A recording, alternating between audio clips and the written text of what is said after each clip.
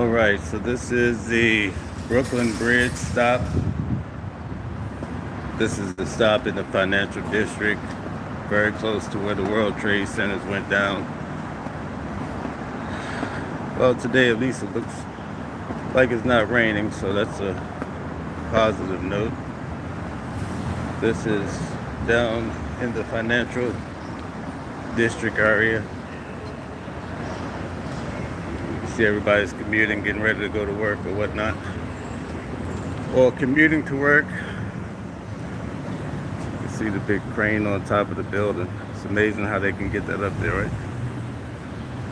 Here's some of the skyline here. All right, so today we're going to continue the testimony of Mia. Mia is not her real name. She wanted to hide her identity. So the court, the judge, government is taking every effort to prevent her from being known. And I guess that's a good thing when you're dealing with a high profile case like this, especially with her testimony. She came on the stage yesterday, or she took the stand yesterday, and basically she started to, the prosecutors, they get up and they ask her after she's sworn in, how do you know the defendant, and how she started to work for him.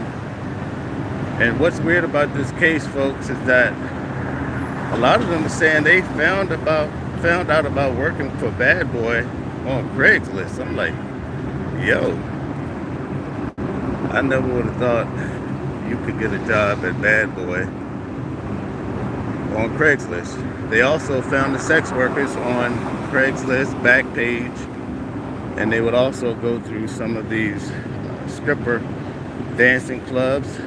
They'd select the male participant. There were several times, I believe, at least one I'll say, where they ordered a female dancer. So that came out, or a female sex worker. So they usually would order them as dancers and then offer them thousands of dollars.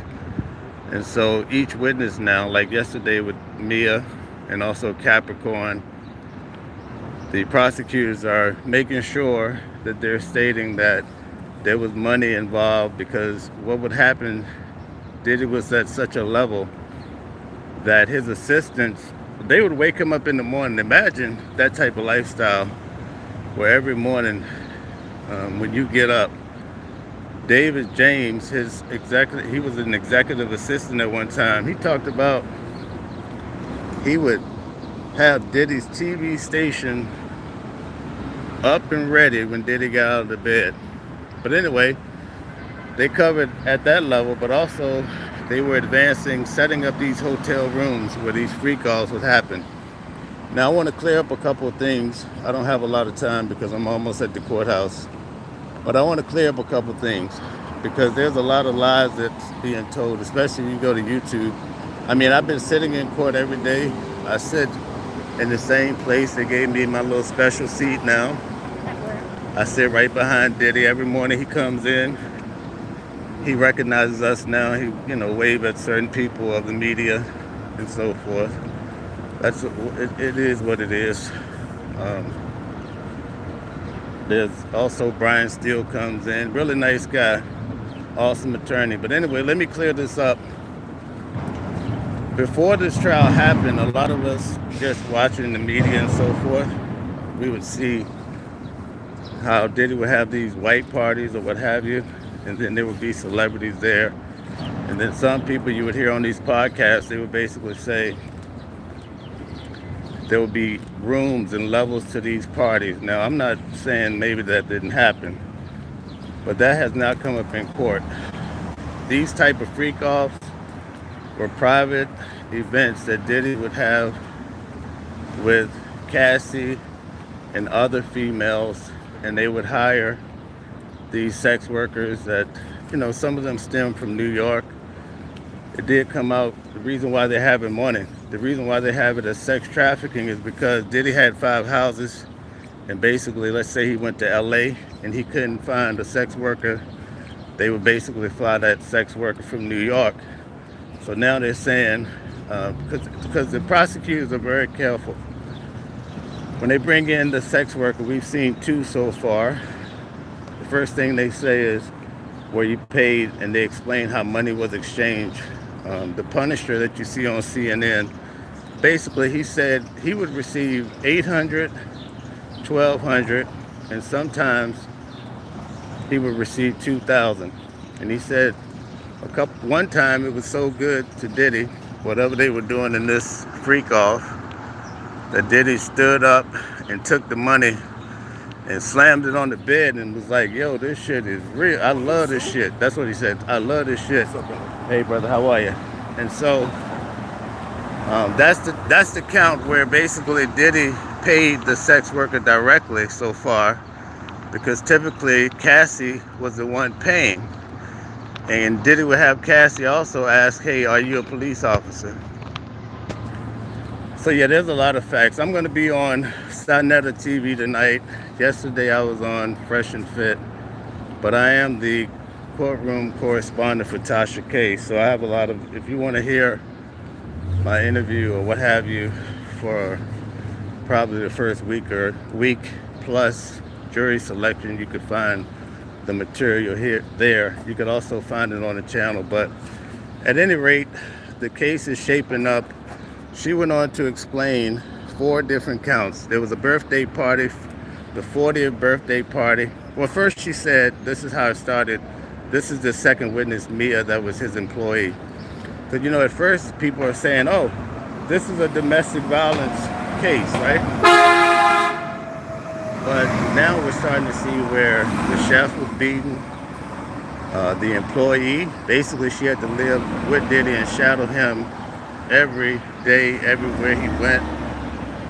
Cassie and Mia came home one night. Diddy told them they better not go anywhere. And so basically the prosecutors is trying to say he's running an enterprise where he controls people. And Diddy said he would go home that night and spend some time with his kids. So he left. And so Mia said they got a call from a friend. And the friend says, hey, Prince is having a party tonight, come over. So she said they snuck out of the house just like kids. And they went to Prince's party. And she said they're having the time of their life. And lo and behold, they look up and Diddy comes in with a top hat. And he makes eye contact with Mia. She alerts Cassie. They both start running. And these are grown women. They both start running out of the house, Prince establishment. They're running toward the woods, because there's several times where she said that she would go outside and hide in the bushes. That's just how bad it was. But anyway, they're running to the woods, and Diddy catches up with Cassie and beats her to the ground, and Prince security had to intervene and stop Diddy. And I'm like, man, I never heard about that in the press. So yeah, that's beatings of people that are not your mate. There's a lot of that. And listen, we're only about a good 2 weeks into the trial. This is the 3rd one finishing up. Imagine what else is going to be coming out. But at any rate, let me just finish telling you a little bit about the assault. So I won't use the word, I'll just say the ex-assault. She said it started off one day. This is all the people that are in line to attend the trial. At any rate, let me just tell the story real quick. There he is. Mel's in the building. Yes, I feel good now that I see Mel say I know today's going to be a great day. Yes, sir. Yes, sir. Looking sharp. Thank you, sir. Thank you. All right, brother. Thank you. She's from Law and Crime. All right. So this is how the line is shaping up, John. TMZ's in the building. How are you? Rodden Mango has the top of the line. That's Rodden Mango. Hey, how are you? So anyway, let me just wrap up with you guys a little bit more about these assaults. So she started working for Diddy.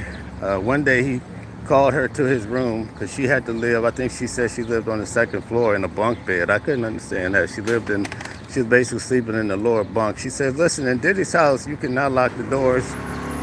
So that was his rule. So she never could lock her door. So one day he calls her into his room, and he says, hey, I need you to look up something on the computer. She goes to the computer, she sits down.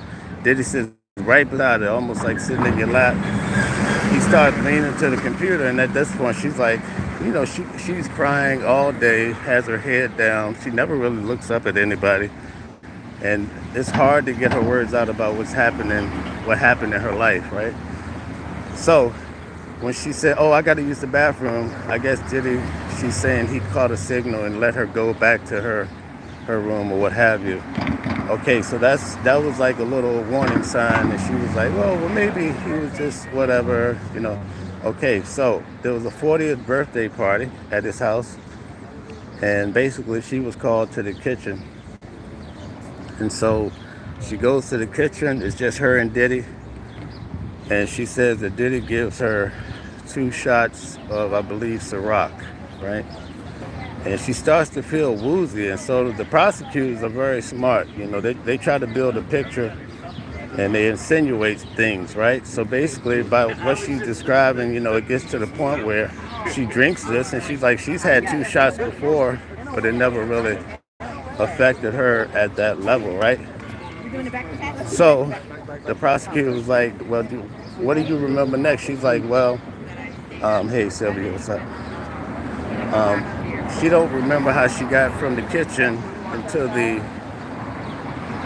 back into the living room. But prior to that, the only thing she did remember is that Diddy put her head up against the wall, and then he started putting his hand up her skirt. That's what she explained, okay? So that was like the first occurrence. The next occurrence that she explains is that as Diddy's assistant, she would have to pack his bags, do everything for the guy. I mean, she's setting up the freak off rooms and all this stuff, putting all the baby oil. And sometimes she described how after the freak off, you could see handprints on the velvet with baby oil and on the walls. The hotel rooms, they knew that these freak offs would happen. And again, these freak offs were not happening like with celebrities. They painted the picture that these freak offs were private. So a lot of people are lying, making up stories. I had a guy come on my channel for the show the other night saying he was at a freak off. We had to cut him off because I knew he was lying. But at any rate, she's on the floor. Diddy's about to fly out. She says she's on her knees, packing the bag. All of a sudden, Diddy came up to her and put his midsection in her face, and she was assaulted aggressively. And I'm telling you, at this point in the courtroom, the jury, everybody's putting their head down. You can see it's a very tense moment for Diddy. Now, mind you, she has to be cross-examined, so it's not fair to just totally run out. We don't have the full picture until she's cross-examined. But at any rate, she talked about how that occurred and how it made her feel. She's crying. I mean, it takes her probably 20 minutes to get through to where you can pretty much understand what she's saying.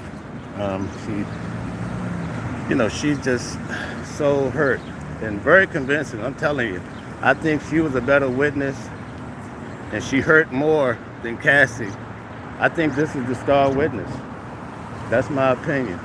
Because prior to her taking the stand, I was like, well, as the defense may have a chance here, in which they may still do, because a lot of the jurors seem to be, I'll just say favorable the way they look at Diddy. That's just my opinion, and that's what it is, an opinion.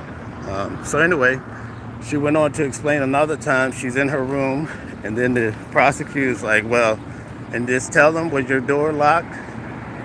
No. And why wasn't your door locked? Well, because at Diddy's house, you can't lock the door. It's his house. So she says that. She's lying in the bed, sleep or what have you, and all of a sudden she felt a heavy weight on top of her. And the next thing you know, she described he took one hand and unleashed his pants or what have you, and she was violated. So, we're sitting through this.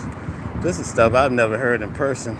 I just don't understand how people could do this stuff to other people, but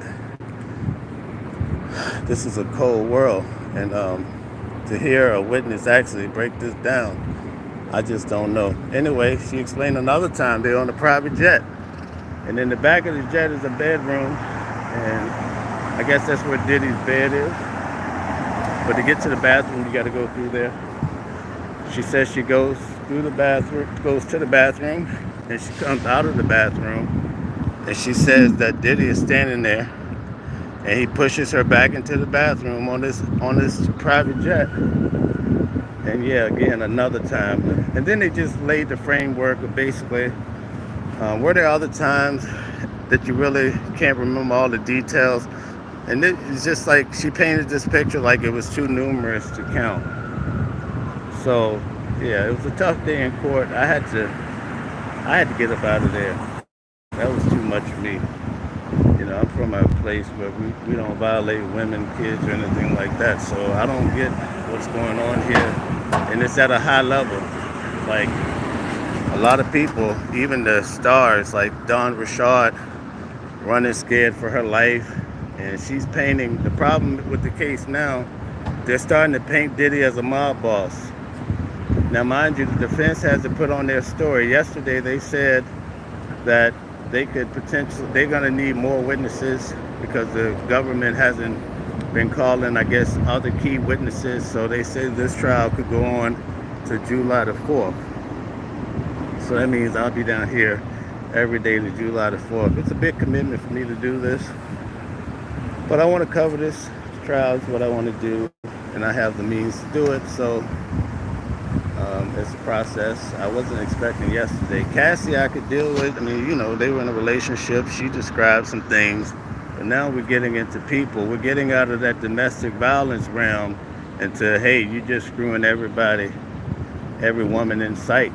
And you're using your control and influence. She basically, they built a picture of coercion for Cassie, but now they're building, to me, like coercion for this girl, Mia. And I spoke to some attorneys that were sitting beside me yesterday, and they basically said, well, even though this is brutal, it's not a part of his charges. It paints a picture of him, but he's not on trial for rape or anything like that. And again, this is her testimony. I got a feeling I think Brian Steele is going to cross-examine her today. And I think, just like with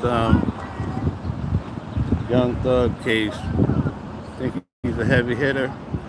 So the tide will probably turn a bit, but there's a big problem here. Hey, thank you guys for tuning in. Please like, share, subscribe. This is my off-the-cuff type of giving you guys a background.